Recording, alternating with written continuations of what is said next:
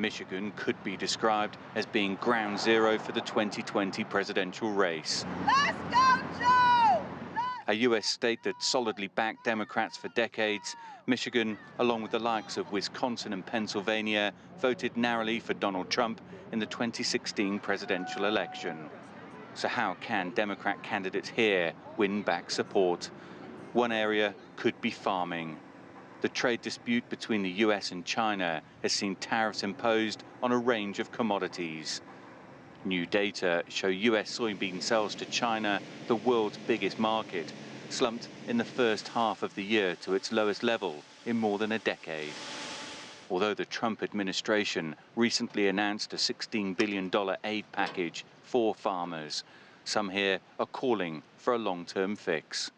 Don't put obstacles in our spots and don't pull things away from us.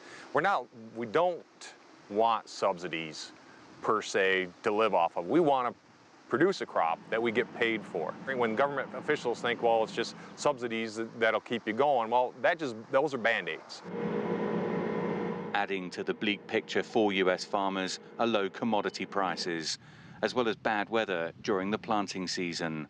This field on John Forrell's farm is full of corn, but this one just across the road is completely empty.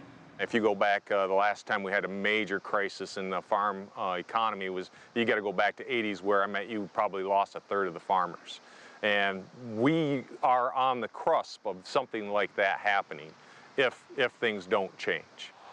Many US farmers remain hopeful that a trade deal between China and the United States will soon be reached. But even if an agreement can be achieved, there are concerns as to whether the various markets will still be there. If you look at some of the markets we've developed across the globe, they've taken years and years to develop and to build those relationships and to be that constant and trusted supplier. And if we can't be that trusted supplier, they're going to find it somewhere else. Many US farmers face difficult challenges ahead, and some will no doubt be listening closely to the Democratic debates to see if their cause is being heard. Dan Williams, CGTN, Charlotte, Michigan.